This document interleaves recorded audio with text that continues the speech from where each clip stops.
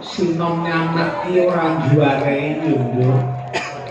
Ya iku senajan perkembangane tembang lagu iki akeh ning yang sinom nyamak utawa tembang mat-matan iki ora gampang malah diburengke luwih-luwih para sepuh pilih sepuh haji sepuh sing seneng akan budaya tembang budaya layak budaya Jawa. Ya, sinom nyamak iman nyambung tenan. Monggo dilajengaken jeneng.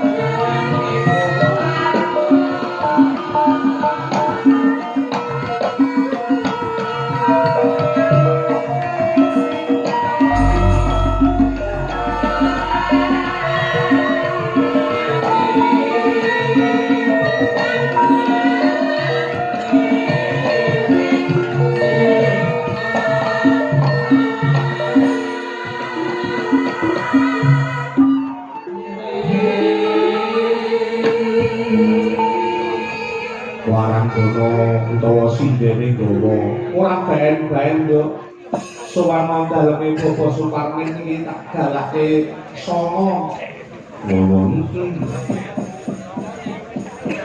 yo diteruske karo Mbak Puji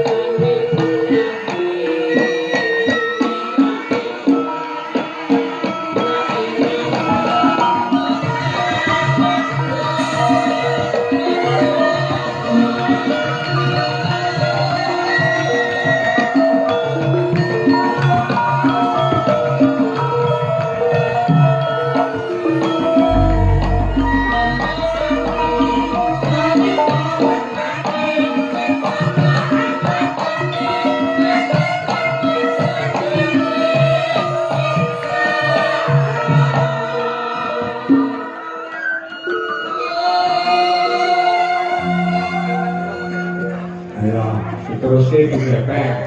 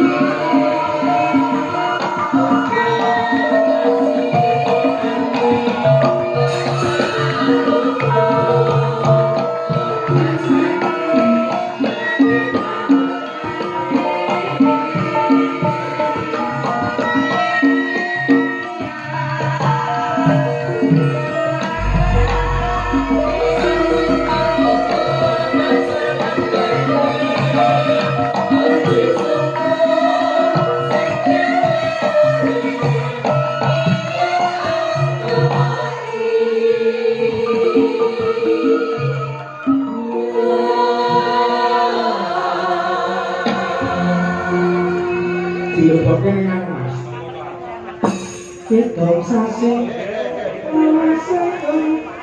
aku antoni apa kangen sapa sembang wah ini era bujuji karo budeteng ngomong kurang urip suasana nduk ayo kembali ning Ranger namo dari dewi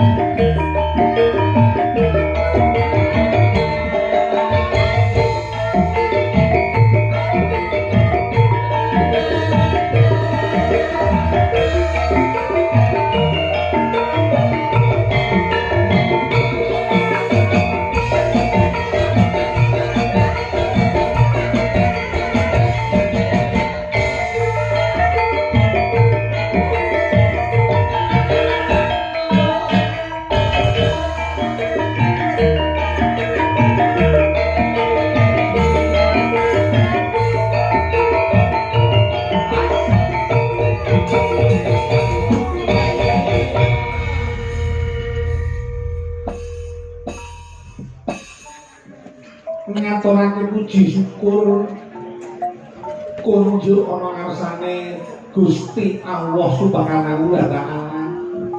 Yuang widi rasa datang moho welas asih Tuhan yang Maha Esa yo ngono ya yo. Dina kalungguhan iki kasempatan ditimbali kalian panjenengane Bapak Suparmin Busuminah dukuh kerajaan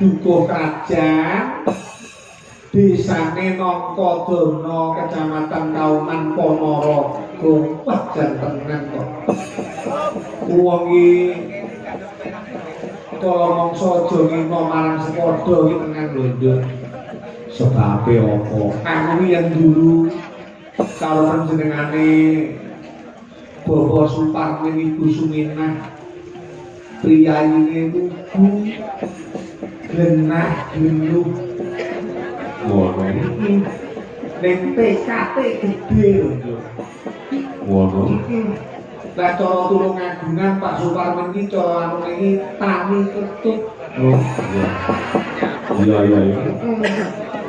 ning aja dianggep ngono ki ora duwe kedewasaan toto ora duwe jiwa kasetuan nyatane panjenengane menepati janji nalika semono panjenengane nate nadar raton aku diparingi rezeki sehat walafiat pinanjang yuswa tetukulan mulu pametu ning bumi iso mencukupi besok aku arep nganakake tasakuran kanthi nanggap wayah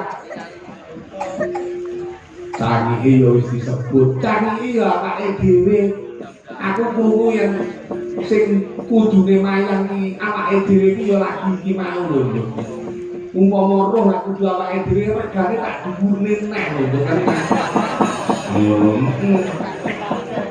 wah matur suwun Bapak Suparmin tenan lan delok priyaine dandan ngani ngono ya ngono kuwat gumun nanggap wayang yo puluhan yuta yo ana bintang tamune iya ngono iki pancen sing bagune niat kejaba panjenengane nadar lan diparingi rezeki arep nimbali awake dhewe ngiras pantes panjenengane kuwi yo ngrumat putra putrine iki ana loro ya kuwi Mas Sumono karo Mbak Sundarti.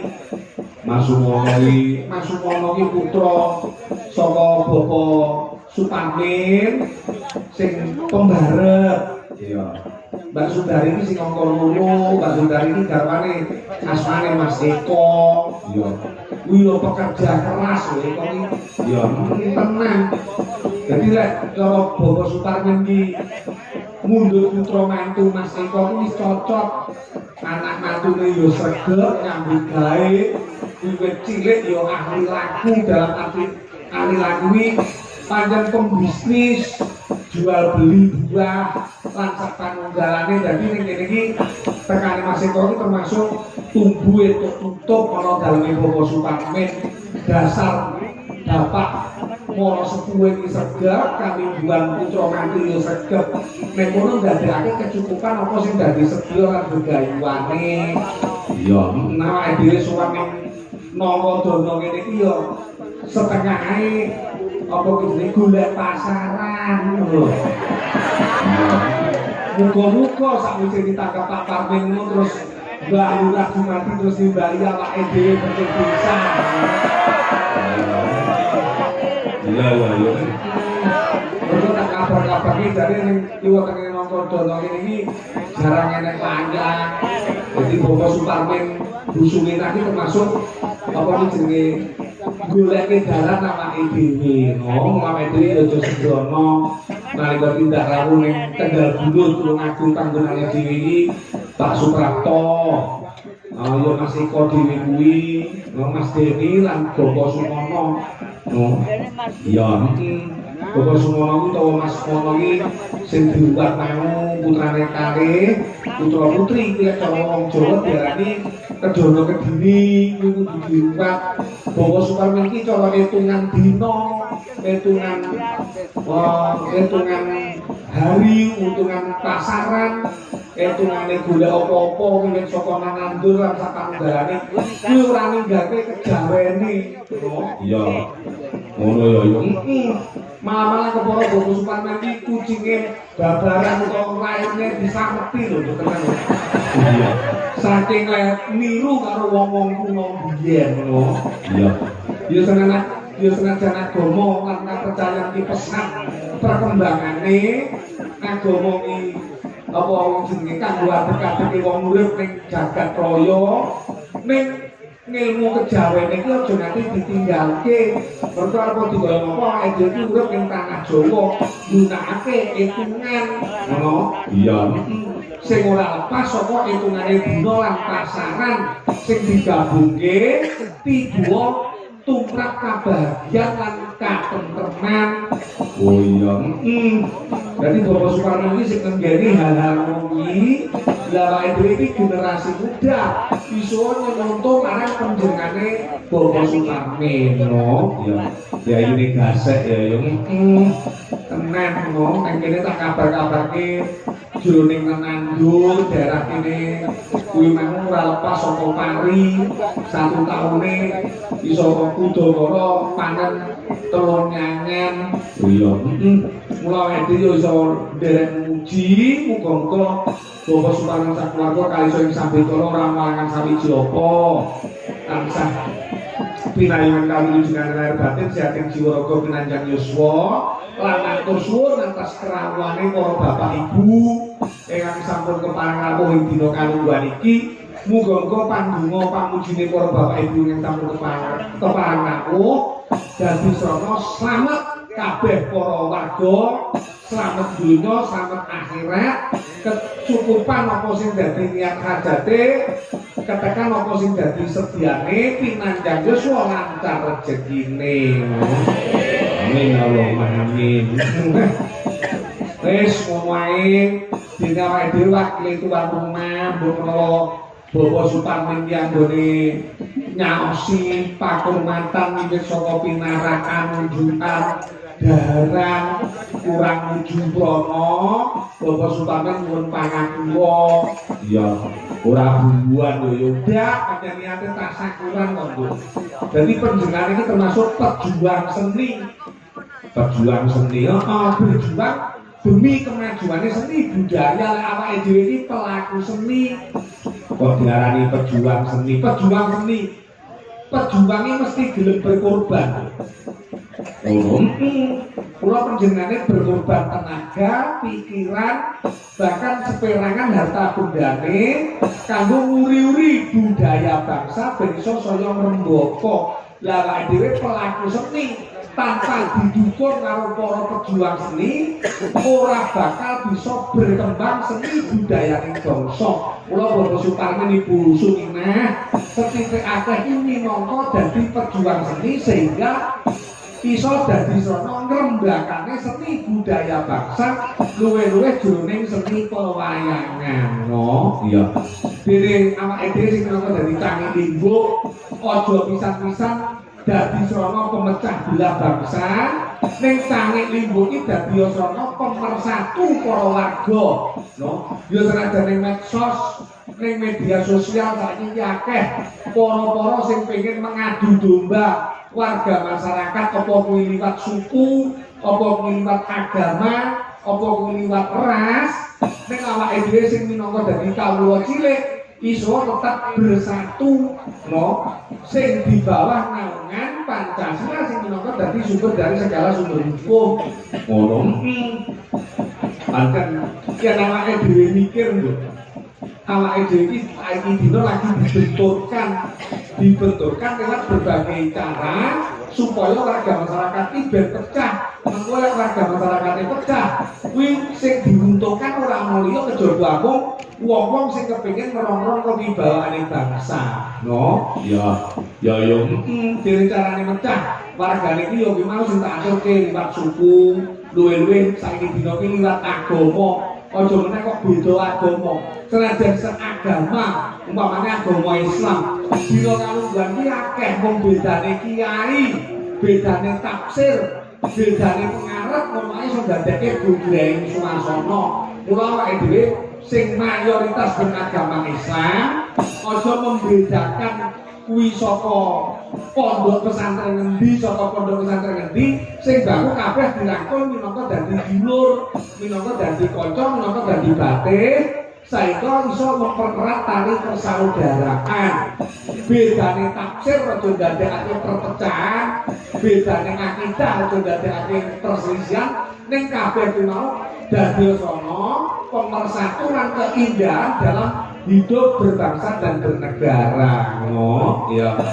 Yo yen ning desa yo manut aturane Pak Lurah utawa Bapak Kades. Mergo jroning Quran lan hadis wis dawuhke ati kula wa ati rasul wa ulil amri minkum, taat karo Gusti Allah, taat karo Rasule, taat karo negarane. Lek negara yo piye yo manut apa sing dadi perintahe pemerintah desa. Oh, lah iki juga matur suwun karo Pak Parmin. Uga terima kasih karo pemerintah desa luwe-luwe ning ngongkon dono kene, termasuk penjane Bandura sak setapipun, sak perangkatipun, bapak-bapak Timnas, Babinsa, Babin Kamtipmas, mugahe ning Forkom Pinta matur suwun atas diadakannya utawa diberikannya izin pagelaran yang beriki. Juga mengucapkan banyak terima kasih kalau konco-konco Karang Taruna. Dina iki wis kompak banget lho Karang Tarunane nom-nomane yo giat gigih dalam hal ikut menetralisir dan menentramkan suasana. Gimana aku ketemu karo bolo-bolo Karang Taruna, muga-muga sukses. Mergo sithik akeh para nom-noman ki calone dadi apa jenenge penerus generasi tua, no? Ya muga-muga yang duweni jiwa nasional. Lho, akeh-akeh sing diaturake bangune dilagi awake dhewe partai ini menghibur, ya ta? Iki diaturake niat hajate Pak Parmin wis diaturake, sing bagus saiki awake dhewe caos hiburan. Ya, sadurunge caos hiburan iki aku arep njajal perintahke karo anak wadon telu. Oh, ya. Sapa wae kanggo pambuka campur sari nyukus malah